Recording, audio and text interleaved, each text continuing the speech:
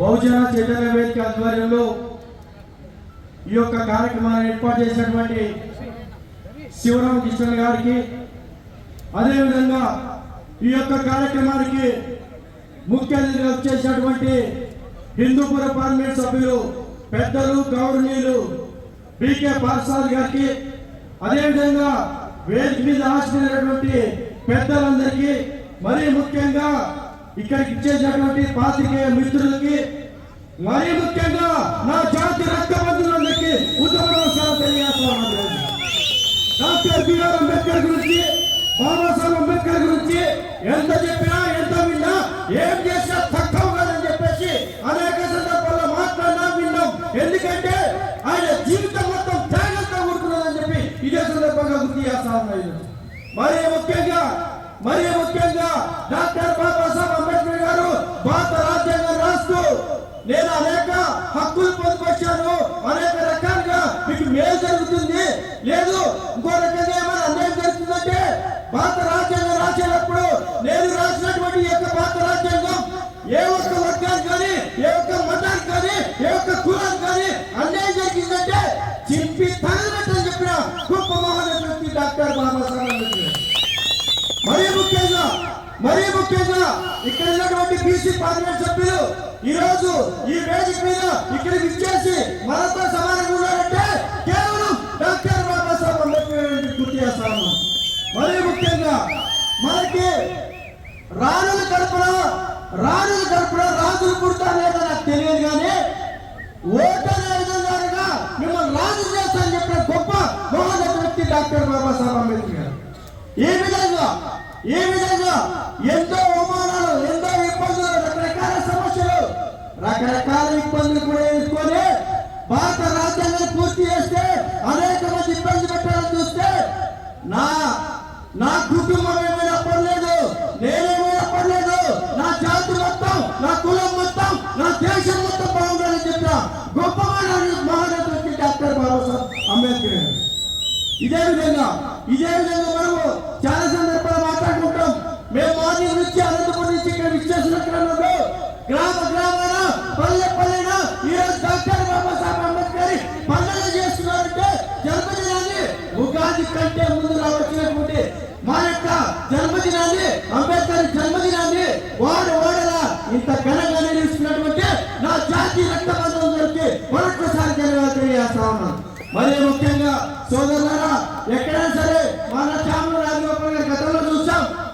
ఆయన గతంలో ఎప్పుడో రాజశేఖర రెడ్డి గారి గ్రామాలు పెడతా ఉండేది. తర్వాత మన ఎస్సీ సంక్షేమ సంఘ వ్యవస్థాపకులు ఆయన సంక్షేమ సంఘం స్థాపించిన తర్వాత అనేక గ్రామాల్లో కొన్ని వందల విగ్రహాలు దానం చేసేటువంటి గొప్ప మహోన్నత వ్యక్తి మా చామల రాజగోపాల్ గర్వంగా చెప్పాల్సిన. మరి ముఖ్యంగా మా అన్న చాలా సందర్భాలు చెప్తా ఉంటారు, తమ్ముడు నేను కూడా ఉద్యమాలకు వస్తున్నాను అన్నా, మీకు ఉద్యోగం ఉంది, మీరు బాగా బ్రతకొచ్చు, మీరు లాయర్ వృత్తి కొనసాగించండి, మీకు నిజంగా డబ్బులకేం కొద్దు ఉండదు, సమాజంలోకి వస్తే రకరకాల ఇబ్బందులు వస్తాయని చెప్తే, లేదు తమ్ముడు, నేను నా కుటుంబం కాదు, నా జాతిని మేల్కొట్టడానికి ఖచ్చితంగా ముందుంటానని చెప్పినటువంటి గొప్ప వ్యక్తి శివరామ కృష్ణ గారికి సందర్భంగా చెప్తాను. ఇదే విధంగా మా పెద్దలు పాత్రలు గారు మీరు ఎప్పుడో చిన్నప్పుడు చూస్తాను, ఎక్కడో తాను ఎక్కడ చూస్తే పీకే పాస్టర్ ఎంపీ గారిని చూస్తాను. ఈ రోజు మా దగ్గరికి వచ్చి దళిత గిరిజన బడుగు బలహీన వర్గాల కోసం అనేక మంది నీరు వచ్చేసి మన కోసం నిలబడారంటే ఆయనకు మనస్ఫూర్తిగా మరొకసారి ధన్యవాదాలు తెలియజేస్తాము. మనం మాట్లాడుతున్నాం, మేము ఆదిజామోతుల వారసులం, మేము వెనుకడు వేసే పరిస్థితి లేదు. ఖచ్చితంగా ఎవరైనా నమ్ముకుంటే, ఎవరికైనా నిలబడాలనుకుంటే ప్రాణాలు సైతం తెగించే జాతి నా జాతి అని చెప్పి గర్వంగా చెప్పాల్సిన పరిస్థితి. ఇదే విధంగా నరసింహరావు చెప్తా ఉన్నారు, తమ్ముడని అంటారు, 79లోనే నేను అనేక ఉద్యమాలు చేశాను. ఇలాంటి వ్యక్తులు, ఇలాంటి మహానుభావులు, ఇలాంటి ప్రజాప్రతినిధులు అనేక మంది ఈరోజు పోరాటాలు చేస్తే, అనేక మంది ఇబ్బందులు కలిగిస్తా ఉంటే, రకరకాలుగా చేస్తా ఉంటే కూడా సమస్యలు ఇంకా ఎక్కడికక్కడ ఉన్నాయని చెప్పేసి సందర్భంగా గుర్తు చేస్తాను. మనం ఒక ఎగ్జాంపుల్ చెప్పదలుచుకున్నాం. ఎక్కడో సినిమా డివిజన్ ఎస్సీ రిజర్వ్, మనకి ఎక్కడో ఎస్సీ రిజర్వ్, ఈ రెండింటి గురించి ఒకసారి మాట్లాడదాం.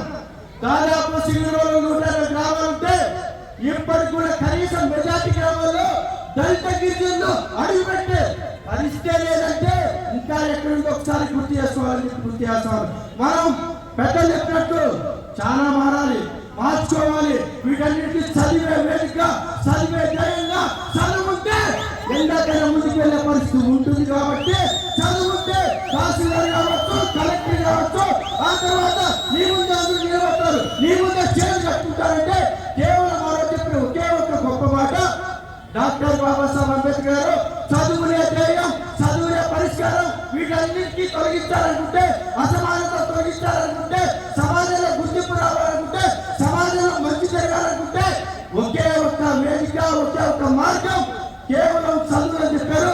ఇక్కడ వచ్చేసరికి ప్రతి ఒక్కరు ఒకటే కోరుకుంటారు, అమ్మ దయచేసి అన్నవారు ఒకటే దయచేసి చదువులు బాగా చదివించండి.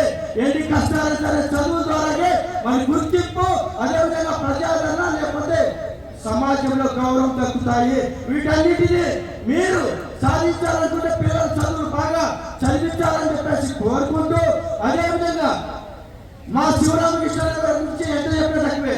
లాస్ట్ గవర్నమెంట్ లో అక్కడ వేదిక ద్వారా మాట్లాడడం, తర్వాత తెలుగుదేశం పార్టీ వచ్చిన తర్వాత ఇక్కడ మాట్లాడుతూ ఉన్నాం. మా అన్న పాఠాల గారికి లేదంటే కొన్ని విజ్ఞప్తి చేస్తా ఉన్నాం. దయచేసి అన్న, ఈ యొక్క సత్యసాయి జిల్లాలో రకరకాల ఇబ్బందులు ఉన్నాయి, రకరకాల సమస్యలు పడతా ఉన్నారు. వాటన్నిటి కోసం మేమంతగా కృషి చేస్తారని చెప్పి ఆశాభావాన్ని వ్యక్తం చేస్తా ఉన్నాం, నమ్ముతా ఉన్నాం. ఎందుకంటే మీరు దాదాపు మేము చూడగానే 40 సంవత్సరాల రాజకీయ చరిత్రలో ఇప్పటికి కూడా ముందడిగా వేస్తాం తప్ప వెనుకడు లేకుండా మీరు నిలబడినారంటే బీసీ నాయకులుగా మాకు ఎంత ఆనందం, ఎంత గౌరవంగా ఉందని చెప్పి ఇదే సందర్భంగా ప్రతి ఒక్కరికి తెలియజేస్తాను.